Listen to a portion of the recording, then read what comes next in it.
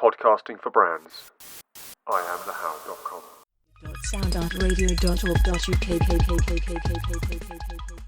Right, so here we are. It's 5 o'clock on Wednesday. Sound Art Radio, 102.5 FM and online. I'm Dave Clark. I am the How. And this week, for Wavelength, we're joined by Selena from Asher Marks. Selena, how are you doing? I'm very good, thank you. Good. Tell me, what have you been up to today? That's how we start this programme. Today, I've been in Taunton talking to some computer experts, so they've been blowing my mind slightly, I have to say. So we had a little chat about that on the way in. So IT, sometimes it can be a bit of a nightmare, can't it? But, absolutely. Yeah. But there's a lot for IT to offer other professions out there. So, yeah. So they're going to help you out, hopefully, and good stuff. So in a nutshell, Selena, what is it that Asher Marks does as a business?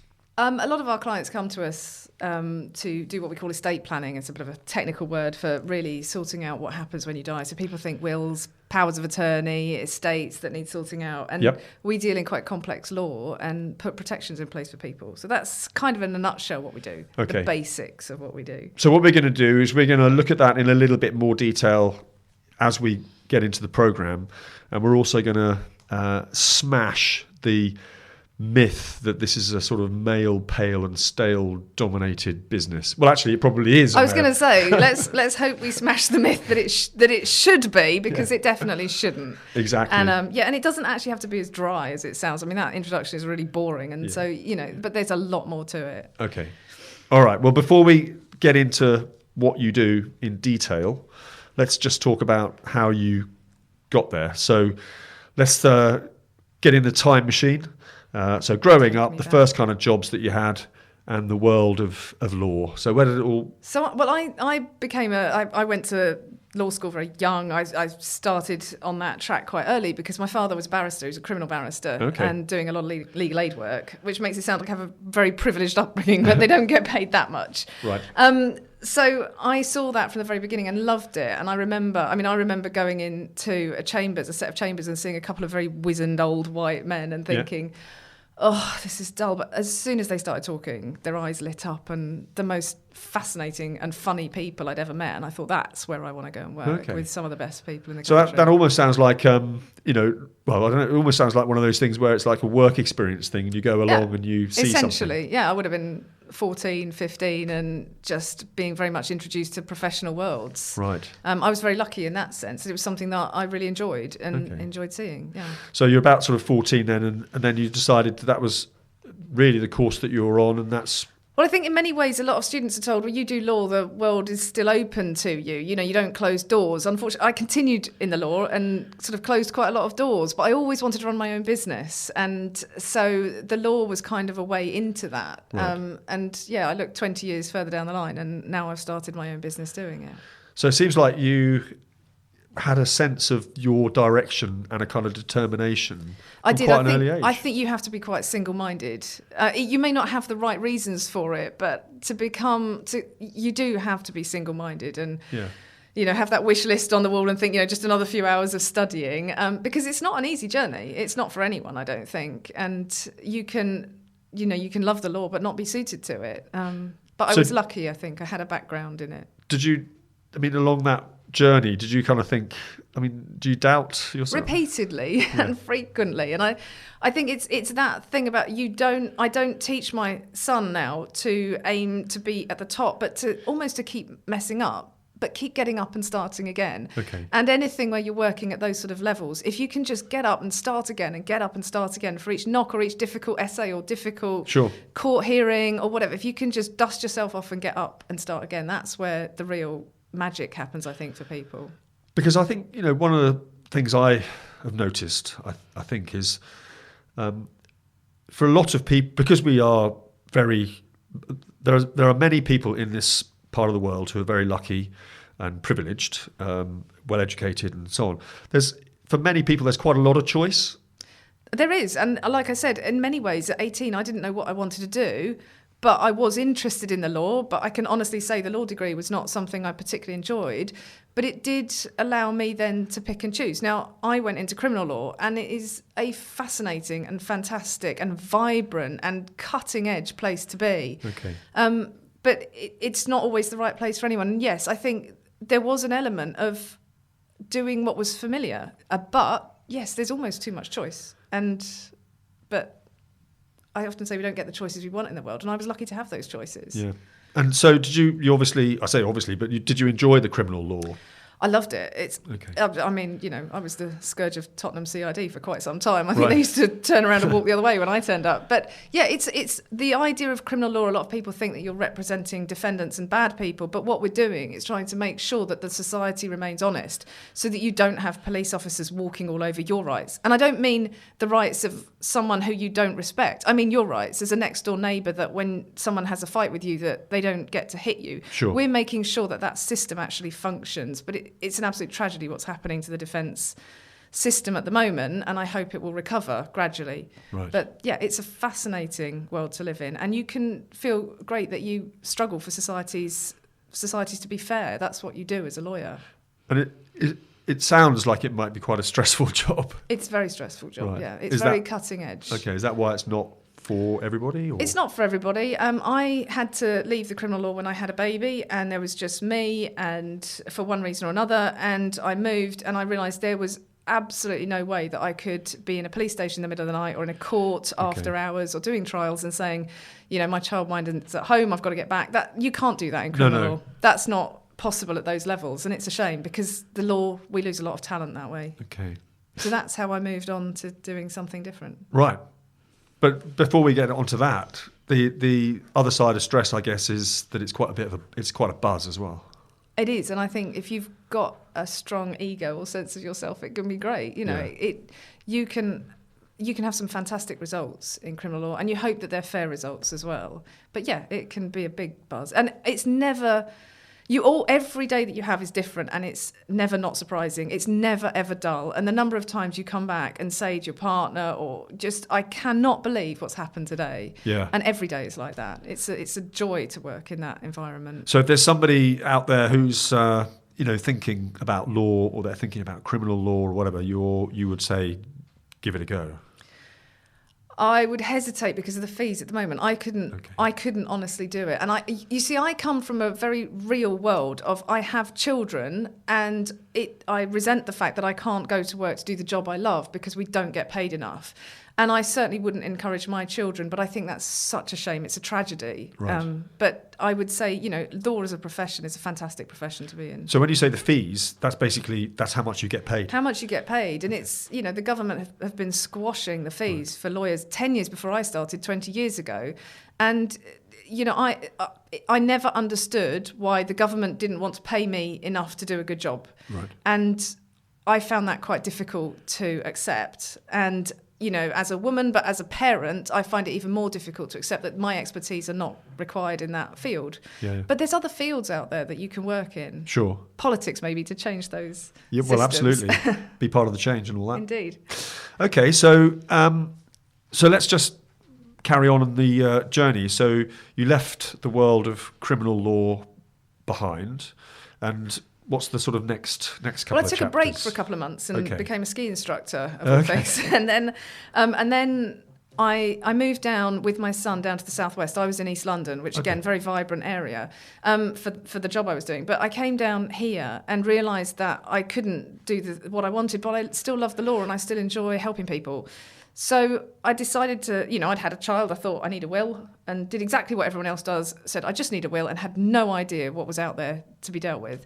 Phoned the Law Society and said I'd like to set up as a lawyer doing will writing, start my own business. And they said, you don't need to be a lawyer.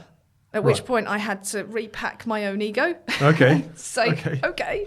And then put that aside and say, well, do I want to do this and help people? And do I want to do it as a lawyer or not? And in fact, not being a lawyer now and actually sacrificing all that education, I still carry my abilities with me. But, we do take away the professional qualification level of it. Sure. But that gives me a lot of flexibility and an ability to help people in the way they need to be helped, and an ability to draw in the experts that I need to help clients in different circumstances. So it's given me an interesting niche where you remember the white, stuffy old males, some of whom are very, very good, and many of whom have taught me. Yes. But actually to be able to say, okay, but how can we now, in this old system, how can we now help people in today's society, in the world that they live in now? Okay. So just on that point you said there. So when you rang the Law Society, they said you don't have to be a lawyer to do that. And do you think many people, I mean, that's a sort of good starting point, isn't it, rather?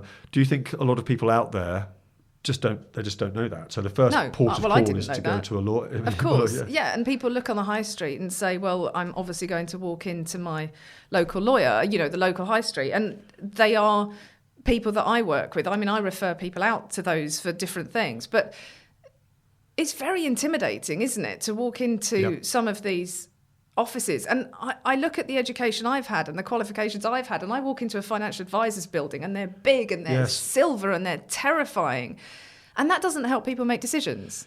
People, when they go to deal with the complex area that we work in, need to be relaxed and comfortable and calm and chatty. And that's not what you get when you walk into some firms. So tell me about the experience then that I would get if I walked in to talk to you, and how you'd make that different. Most of my clients I see in their homes, actually. So it tends to be offering me coffee is where we start. But actually, the experience for me is, the first thing I say is, what brought you here today? Why are you talking to me?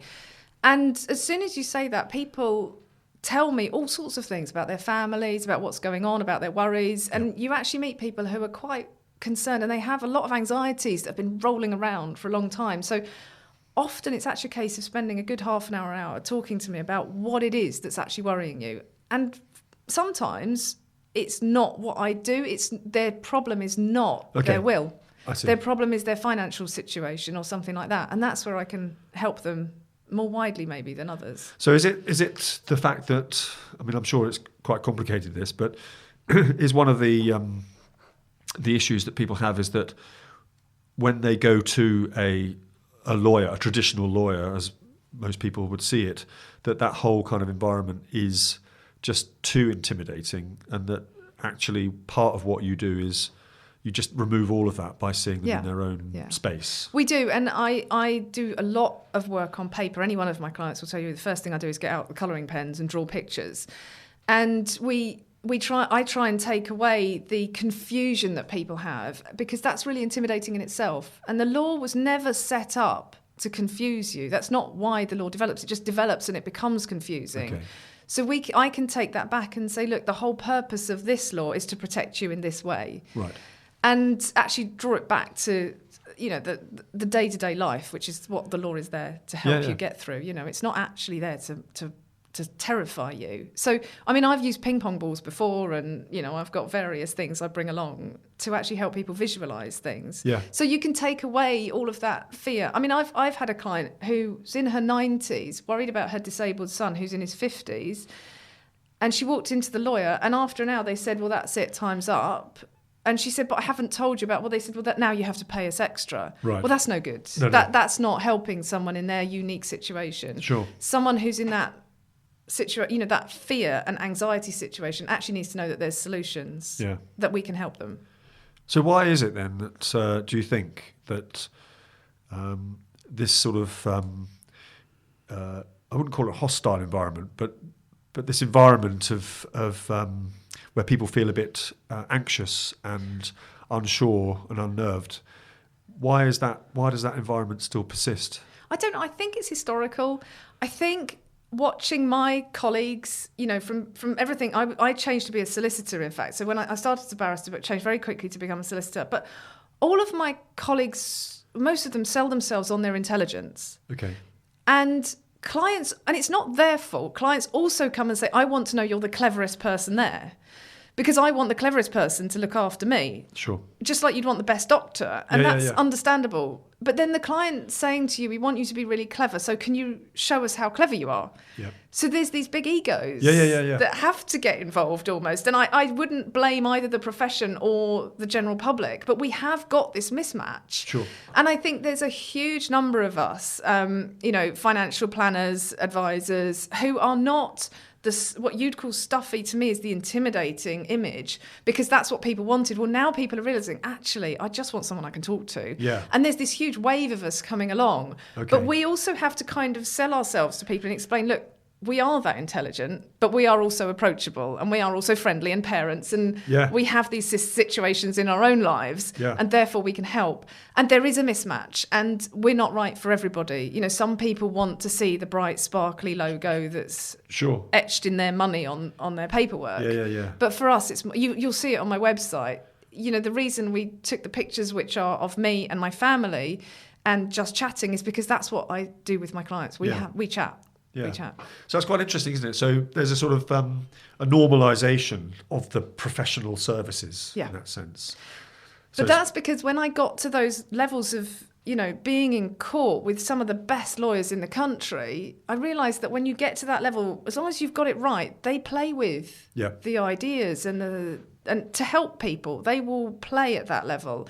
And it's that element of play that you talk to the best ski instructors, or, you know, the best whoever in any industry, and I mean the top sort of 5%, they play with the ideas, and that's where we can bring this to everyday life. It's interesting though, because I can also see from the other side that, you know, that your sort of customers out there, the general public, if there is such a thing, you know, they have they need that reassurance, don't they? That as you say, they are getting the very best, the professional, you know, the reason they need the reassurance is because many times in this world we don't get it. You know, we are given what we think is the right person. We find out this person has badly invested our pension, or that, you know, the product at the end of the day wasn't what we thought we were signing up for. And those things are devastating for our industry. They damage it. They damage it. And I think that lack of trust, well, it's a shame for those of us who are trying, but it's absolutely right that there's a lack of trust there, because there have been some shocking stories. I mean, you just look at the banks and the mis-selling, you know, and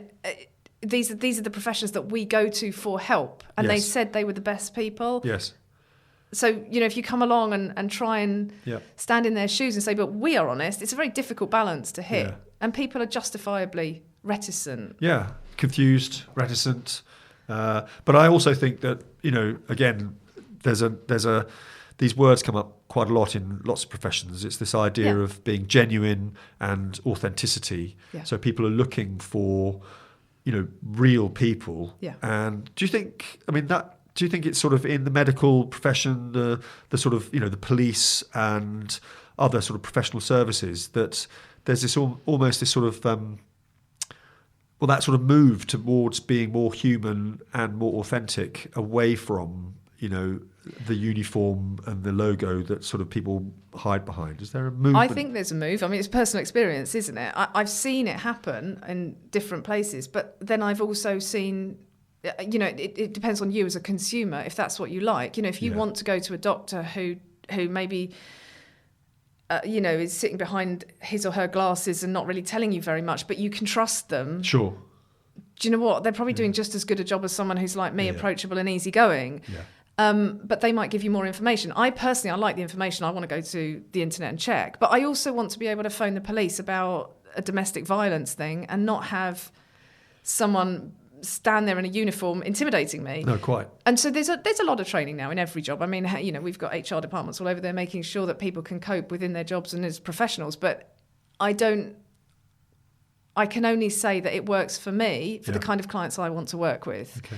And, you know, I enjoy my relationship with the clients that I have, because we can work on that sort of that level that puts everything together for them. So tell me a little bit more about the business. So, you know, wills and estate planning, and so what are the kind of So the best way I can describe it is, I had a client yesterday, and I've got the image of a bubble in my head. They come to me, they've got an estate. It almost doesn't matter whether it's a few 100,000 or 5,000 or 3 million. Whoever you are, that is really important to you. Okay.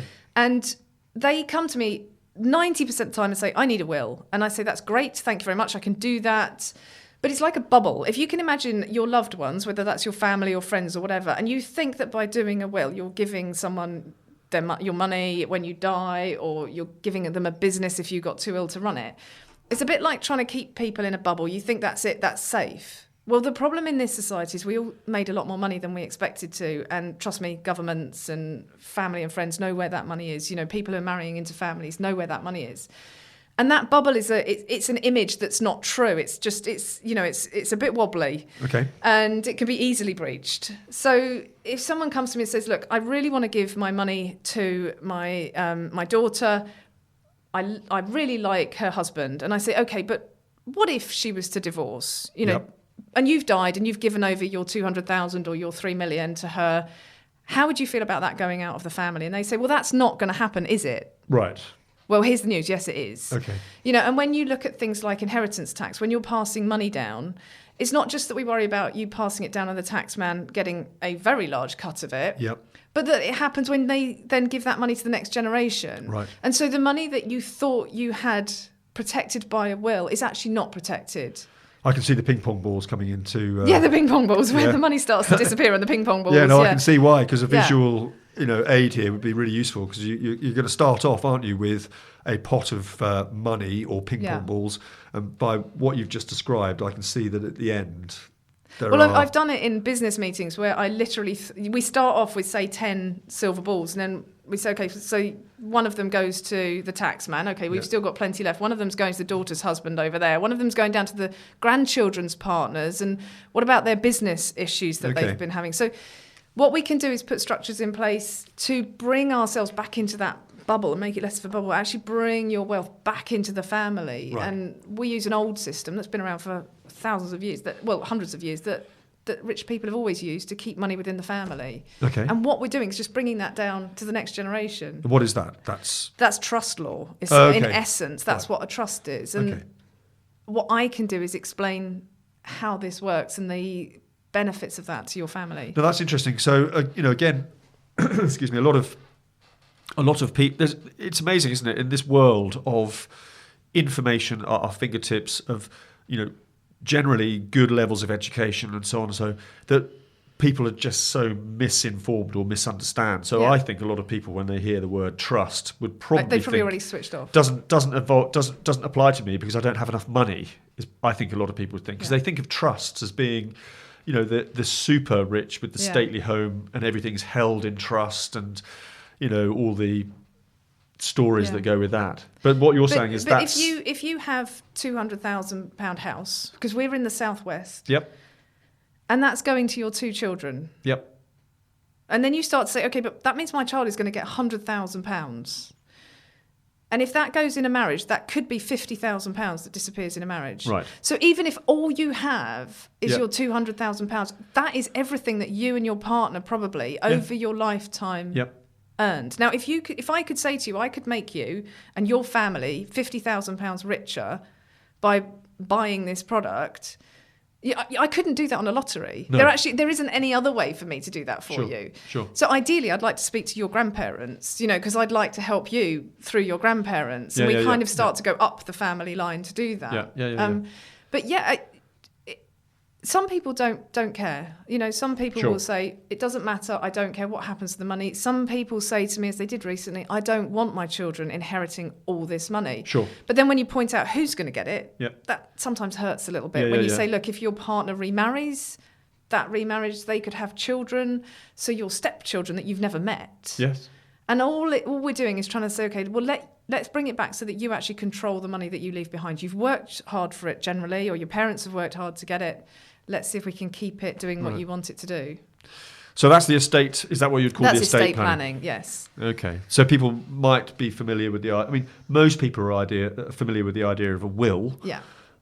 I think fewer people probably think about estate planning, but I think what you're saying is that estate planning is something that the majority of people, everybody should consider it. We should know about it. Yeah, and I think that's the frustration, isn't it? Okay. Many of us don't even know about it. And when you actually start to talk to people, and I think the other thing is we all want to put it off. None of us want to think about this now. So we bring a little bit of humour into it. But I always have to say, what if you got hit by a car yesterday? And I've sat with clients who've said to me, I'm as strong as an ox in my late 40s, and before I've got back there, they've had a heart attack. Yeah. It's quite frightening. We should do these things. Yeah. Okay. So let's just get to the reasons why you do what you do. So, the criminal law, wills and estate planning. So what's the sort of motivation? Well, it all helps people. Criminal law, when you turn up and someone's in prison or whatever, you can help.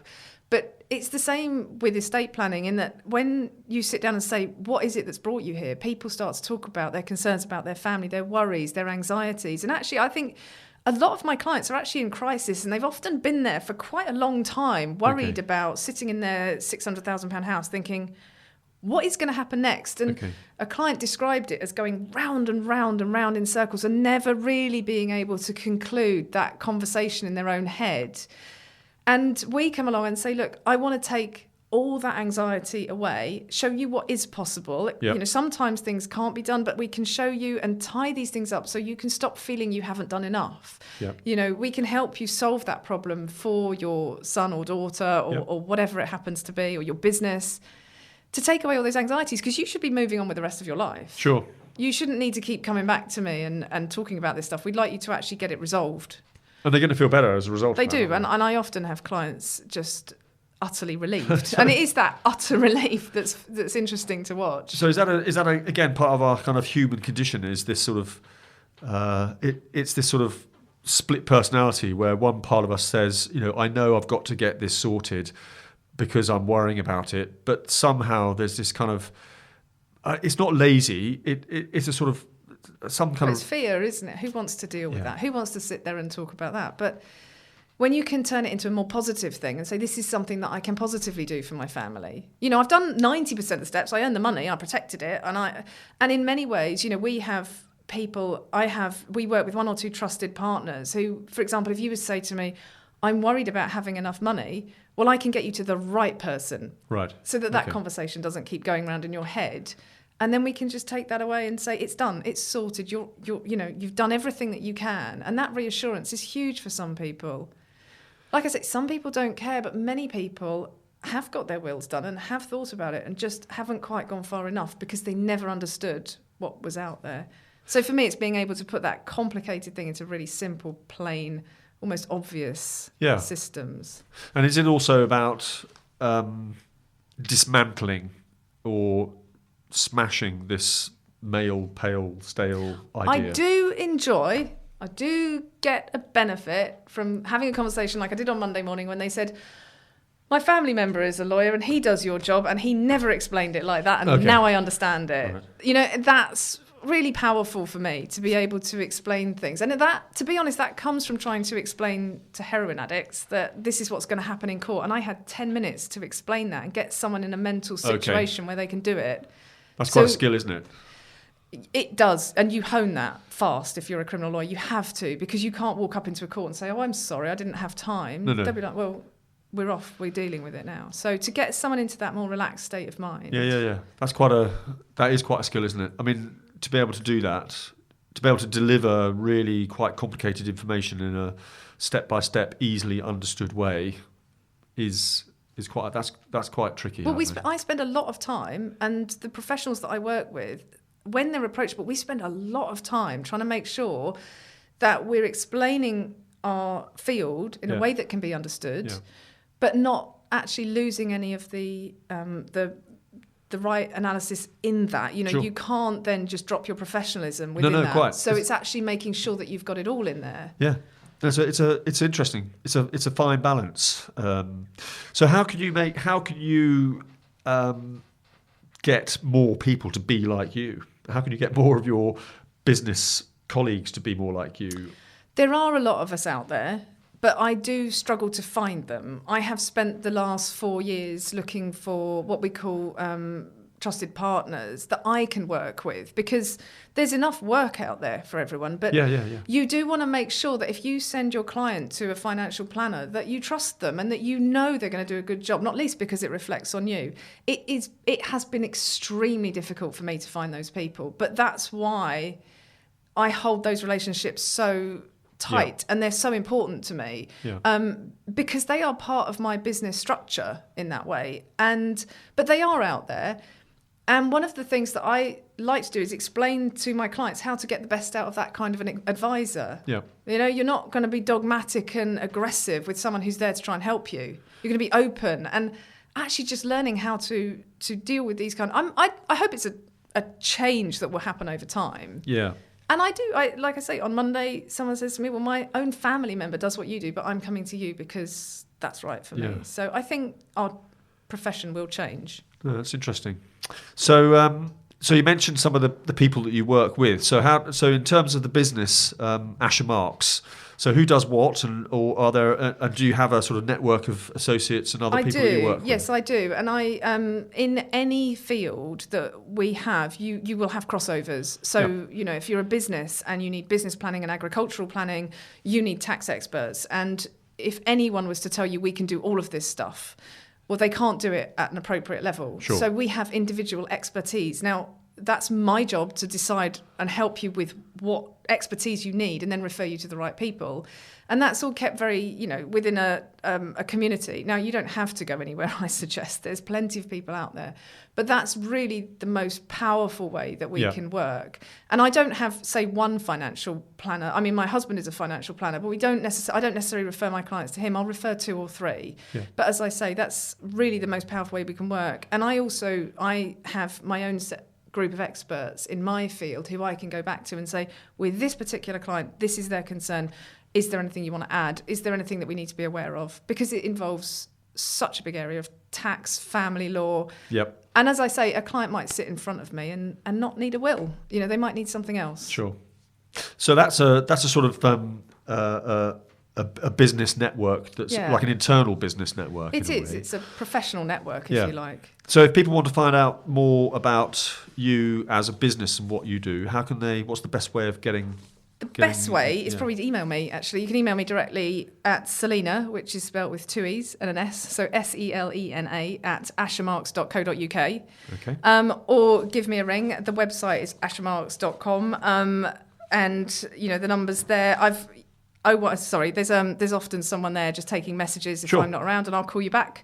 It's 01392 927 350. But I do a first appointment at my own cost because people need to know what I can offer before they can engage. You're not making an appointment and immediately dumping up money. It's a case of you're making an appointment to talk to me about what's available out there. So that's really the best way, and I can pop up to see you. I'm out and about in the car all the time. All the time. Excellent. And what about other than work? Did you manage to do anything other than work? Yeah, I have a 3-year-old. Okay, yeah. I have a 3-year-old, a 9-year-old, a husband, and an insane cat and dog. Okay. Honestly. So that keeps me busy. Surely you have to escape them all at some times, don't you? Yeah, that's work. Yeah, that's work. Okay. We spend a lot of time out and about enjoying Devon from kids' eyes, the beaches and, so there's a lot to do. Well, so, I mean, we're very lucky, aren't we, in this part of the world? Where was I the other day? I was in the sea the other day, just at Elbury, which was lovely, beautiful, crystal clear water, a little bit chilly, but not really that bad at all. And I was just sort of looking around, thinking, "Wow, this aren't we lucky? Incredible." Well, I came from East London, and when I first came down here and worked for a solicitor, someone in the office said to me, "So, Selena, what are your hobbies?" And I was like, "I'm from Essex. We pay our mortgage. That is a hobby." That's fun. Yeah, so to come down here into a completely different environment is fantastic, and what a great world for children as well. Yeah, absolutely. So we are in November. I can't believe that. I know. So December. I've got a few programs coming up. I should say I've got Christine Cook from Watermill Cottages coming in, I think next week or the week after that. But then I'm sort of looking ahead. Matt Bell from Pop Plus, social enterprise company in Plymouth. I think he's in January. We've got a few other people in between that. But projects and ambitions for 2020. What's the New Year's ambition, business ambition for 2020? The business ambition is we've been thinking for a long time about how we can get our products to people without such a big commitment. And we're hoping to use computers and things and the systems that are out there and new systems that we'd like to create to provide our services to people really at a lower cost with the education in there that really benefits them. So that is going to take some time, but we'll see how that goes. Something to do. Really looking forward to seeing how that goes. Great. Okay, well, there we go. Gosh, I can't believe that. I mean, we're at the end already. Thank you very much. Pleasure. So thanks for coming in. I'll just sign off by saying that you've been listening to Wavelength on Sound Art Radio, 102.5 FM. I'm Dave Clark. I am the How. I've been talking with Selena from Asher Marks. Got it right that time. To get your business featured, search I Am The How. That's all one word. You can listen to this program on Apple, Google, Spotify, Stitcher, many other podcast platforms, along with the whole archive. Please share and subscribe, and do contact me if you'd like to come onto the show. Don't forget, it's a good way, in fact, it's a great way of supporting independent media. So thanks very much again, Selena. Thank you. Pleasure, and I'll be here next week. Cheers.